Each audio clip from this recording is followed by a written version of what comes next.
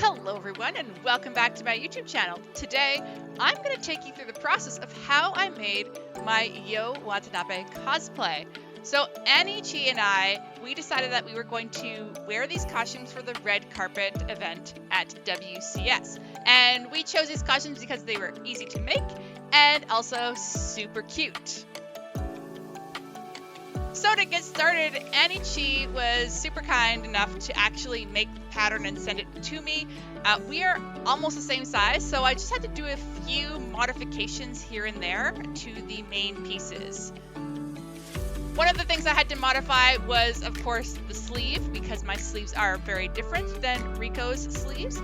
And I also had to modify the neckline to make it a square neckline. Obviously, I had to make a mock-up to see that it actually fit and all the modifications that I made would actually sit properly on my body. So I made my mock-up out of some muslin that I had, and this mock-up did end up needing some tweaks here and there. My ribcage is apparently very different than Annie's, so I had to change things around. Eventually, I came to a point where I liked the shape of the sleeve, and I liked the shape of everything in general, so I felt comfortable enough to be able to move on to the actual fabric of my garment. One of the things that I did end up drafting a little bit myself, with a little bit of guidelines from Annie's pattern, was the skirts, right? I needed to make sure that they were adjusted to my length and the shortness, or the length, I should say, that I wanted for my skirts. Now, this fabric for the bodice has a really subtle striped pattern on it, and I had to make sure that when I was laying out my fabric pieces that I was pattern matching so that along the seam they would sort of match. It's really hard to pattern match on a curved seam, but I did try my best to try to get them to match up. And once everything was cut out, it was time to start sewing things together. I started sewing the bodice pieces by sewing in the princess seams and the side seams. Once the seams were made, I then went to my serger and I serged all of these seams to give it a nice clean finish. Even though this is being lined, I wanted to have a nice clean finish on the inside of my lining. And as you know, if you sew anything, it's important to press those seams. So I went to the iron and I started pressing them in place. Then it was time to add the details. I had this really nice white braided trim that I sewed to the princess seams on the front and the back. In order to have really nice control and to be able to conceal my stitches a little bit better, I decided to hand sew these down. I know that hand sewing is not necessarily everyone's cup of tea, but I actually find that it can be quite relaxing, especially when it comes down to adding nice fine details to a costume. Mwah, just love it. Then it came time to making the front placket. So I had a piece of fabric that I interfaced and then I pressed down the seam allowance so that way I could have that already enclosed and I would just be able to kind of top stitch that placket onto the front of the bodice. From there, I started making the ruffles that would go inside that placket as well. So I used some of my satin that I have for my skirts. I cut out long strips of them and I did a very narrow hem along the edge of both of the different colors. Once they were all hemmed up, I sewed them together to base them in place essentially, so that I could be ready to pleat them into the actual placket. Now, this took a little bit of finagling and a little bit of measuring things, a lot of measuring things really. Originally I was going to try to gather these, but with the 2 layers of satin, it just wasn't being very nice, so I decided to go with pleating, especially since Annie Chi eventually ended up doing pleating for hers as well. So I pleated them and I had to measure out and keep adjusting as I went. Once the pleats were all set in stone, I then basted them into place, and then sewed them to the actual seam allowance of the placket. And then it was time to press this. Honestly, this whole piece reminds me of a sea cucumber for some reason, and that just makes me really happy. Then it came time to actually sewing the placket onto the bodice. So I made sure to baste it in place first using some diagonal basting stitches, and then I top stitched down over the edge of the placket, enclosing that seam allowance in so that it's all nice and neat.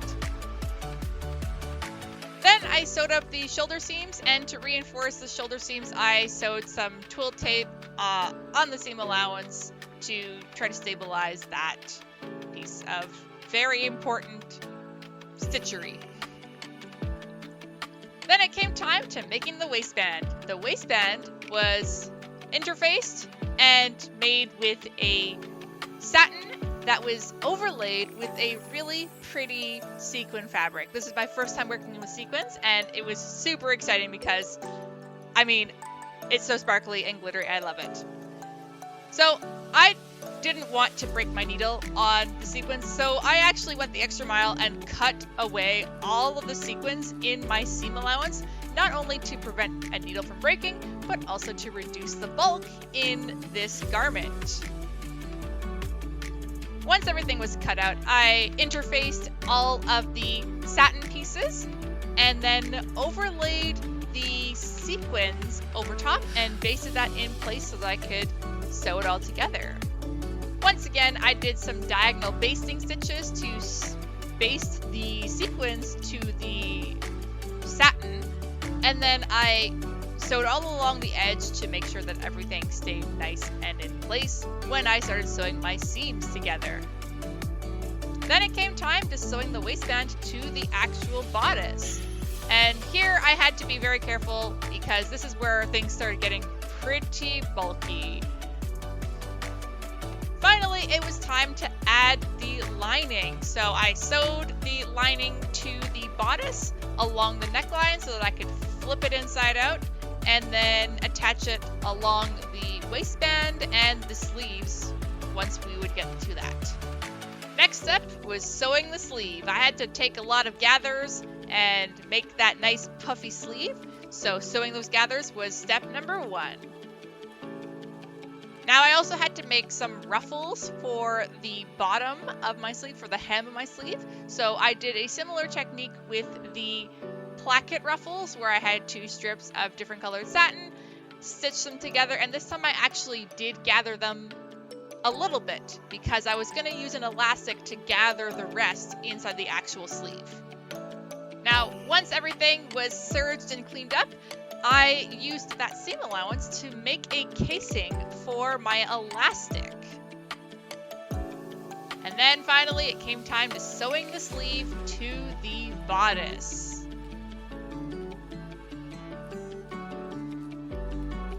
Now that the bodice was more or less done, it was time to move on to the skirt portions. So we decided to go with a double circle skirt for all 4 layers. That's talking the top 2 layers where it's the light color and then the organza underlayer, and then the bottom 2 layers. So that's a lot of circles. Needless to say, there was a lot of hemming going on. My serger got a lot of work.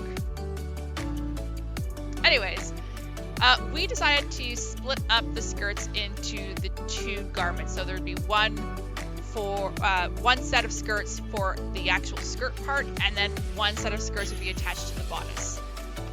At this point in time, I had already cut out and let all of my hems hang, so I just assembled everything together in one go and hemmed everything so that I was ready to just move on from the bodice and then go to the skirt and do all the polka dots and stuff like that. The polka dots were actually really fun to do. It required a little bit of patience and a little bit of measuring and, laying out a strange shape on a flat surface, which was my kitchen table. But yeah, so I spent a lot of time just heating up these HTV dots and then letting them cool, and then peeling the plastic backing away, and the result was just so satisfying. Once all of the dots were sewn on, it was time to add some of the trims to the hems. This is the fun part. So I added some lace trim to the light blue satin and some silver trim on top of that. I had so much fun detailing these costumes. Idol costumes are so amazing when it comes to just adding detail and making things sparkle and shimmer. Once those details were added, I then sewed the organza layer and the light blue layer together so that they would be ready to be attached to the bodice. Of course, before attaching them to the bodice, I had to gather 2 whole circles into my waist measurement.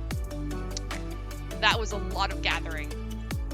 And then it came time to installing the zipper and doing some hand sewing to add some other details and attaching the lining.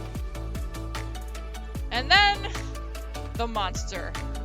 We decided to add horsehair hem to the skirt portion, which would give it, that extra idol flounce. And oh boy, the struggle was real with this. I had so much difficulty, and I raged over this so much.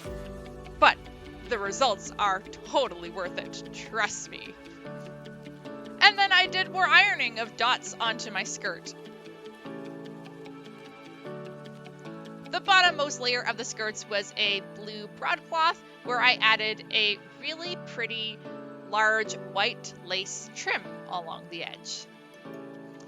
And then in the same fashion as with the top skirts that attached to the bodice, I attached both of those skirts together. And this is where that horsehair trim was really annoying. Of course, then adding in the zipper and adding in the waistband was hell. There was so much volume in that skirt. It was challenge. Will I do it again? Probably. Did I cry? Yes. Then I moved on to making some of the accessories. So the garter was simply an elastic with some really pretty lace sewn around it and a ribbon attached to it. The hat was made using some cardboard and some glitter foam. The cardboard acted as a structural base, and then the foam was the decorative envelope enclosing the cardboard structure. And of course, everything was glued together with my trusty hot glue gun. And it was all finished off with a little ribbon and a little bow. And some hair clips, it has to be able to attach to my wig and all. So there's some hair clips glued to the bottom.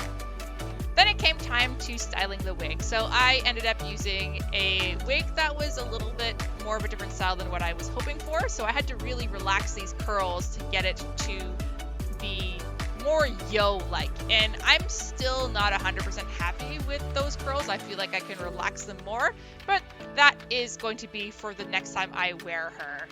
The bangs didn't really require much work. I just had to kind of shape them, tease them a little bit, and add in that little tiny bang in the front. For the scrunchie, I once again ironed a bunch of dots to some satin.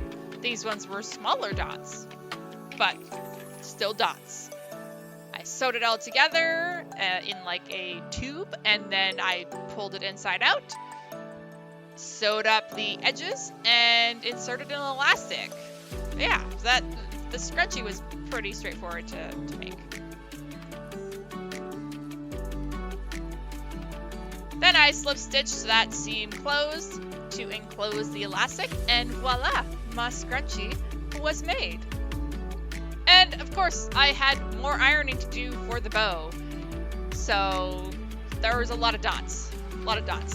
I basically made 2 rectangles, one long skinny one and one kind of fat one, and I pleated the fat one together and then sewed these two rectangles together to make some kind of semblance of a bow. I then added a ribbon around the middle to kind of hold that together, and went ahead to draft the collar.